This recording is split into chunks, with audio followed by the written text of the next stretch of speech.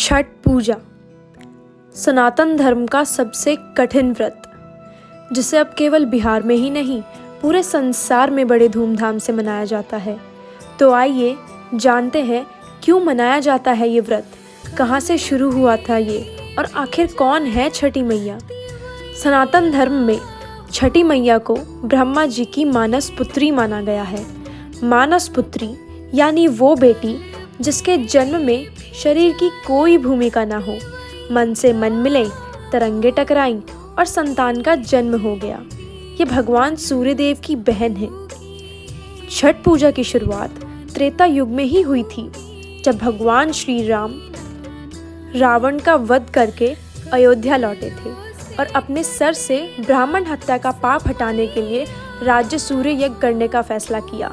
तब माता सीता ने मुद्गल ऋषि की सलाह से 4 दिनों तक उनके आश्रम में रह करके कार्तिक माह के शुक्ल पक्ष की षष्ठी तिथि को छठ व्रत कर भगवान सूर्य की उपासना की थी और सप्तमी को सूर्योदय के समय फिर से अनुष्ठान कर सूर्यदेव से भगवान राम के लिए ब्राह्मण हत्या के पाप से मुक्ति का आशीर्वाद प्राप्त किया था। जिस स्थान पर सीता माता ने सर्वप्रथम छठ किया था, वो स्थान आज भी बिहार के मुंगेर में है। जहाँ सीता माता के पदचिन्ह के निशान हैं, वहाँ के सीताचरण मंदिर में आज भी मौजूद है। पर ये सिर्फ एक एविडेंस है। माना जाता है कि महाभारत काल में जब पांडव सारा राजपाट धोखे से हार गए थे, तब यह व्रत द्रौपदी ने भी किया था, ताकि पांडवों का खोया हुआ राजपाट मान सम्मान वापस मिल सके। और ऐसा ही हुआ भी। और तो और बिहार में एक जिला है भागलपुर। वहाँ के राजा थे सूर्यपुत्र कर्ण। वे सूर्य के पुत्र तो थे, साथ ही साथ वे भगवान सूर्य के सबसे बड़े भक्त थे और वे घंटों पानी में खड़े होकर सूर्यदेव को अर्घ्य देते थे और उन्हीं से कर्ण में शक्तियाँ भी प्राप्त की थी। बिहार में ये रीति तब से ही चलती आ रही है। यह व्रत 4 दिनों का होता है। पहला दिन होता है नहाय खाए। इस दिन घर की सफाई कर घर में सात्विक भोजन बनता है और लौकी और चने की दाल ज़रूर बनती है। दूसरा दिन खरना का होता है।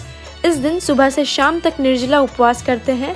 शाम में सूर्य देव की पूजा कर छठ का महाप्रसाद बनाते हैं, गुड़ की खीर और घी की रोटियां, और फिर चांद डूबने से पहले पानी पीकर शुरू होता है इस व्रत का सबसे कठिन पड़ाव, 36 घंटे का व्रत। तीसरा दिन होता है संध्या अर्घ्य का। मैं आपको बता दूं कि पूरे सनातन धर्म में एक यही ऐसा व्रत है जहां डूबते हुए सूरज की भी पूजा की जाती है। इस दिन सुबह सुबह ठेकुआ बना करके सारे फलों को धुलकर सूप में सजाते हैं और फिर दौरे में बांधते हैं। इतने फल सिर्फ छठ में ही देखने को मिलते हैं। उसके बाद निकल पड़ते हैं संध्या अर्घ्य के लिए। चूँकि हम हरिद्वार में रहते हैं, हरि के द्वार में रहते हैं, तो गंगा मैया हर की पौड़ी से अच्छा स्थान ही नहीं है संध्या अर्घ्य के लिए। हर साल पापा दौरा लेकर के चलते हैं और हम सब सूर्य को संध्या अर्घ्य देते हैं। भगवान सूर्य के अस्त होने का इंतज़ार करते हैं। अस्त होते समय उनको अर्घ्य देते हैं और फिर हर की पौड़ी की गंगा आरती विटनेस करते हैं। यहाँ हर रोज़ ऐसे ही लोगों की भीड़ रहती है गंगा आरती के दर्शन करने के लिए। खुशी तो इस बात की है कि जहाँ लोग देश विदेश से दर्शन करने आते हैं, वहाँ घर है हमारा।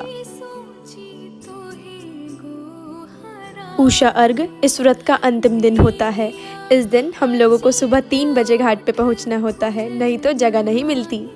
फिर सुबह सूर्योदय के समय पूरा परिवार सूर्य भगवान को अर्घ्य देता है और फिर कच्चे दूध और चीनी के शरबत से यह व्रत खोलते हैं। उसके बाद यह व्रत हवन करके संपन्न होता है।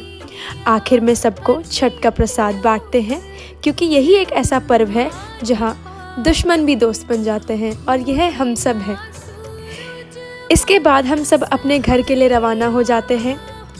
इसी के साथ इस साल का भी छठ महापर्व संपन्न हो गया।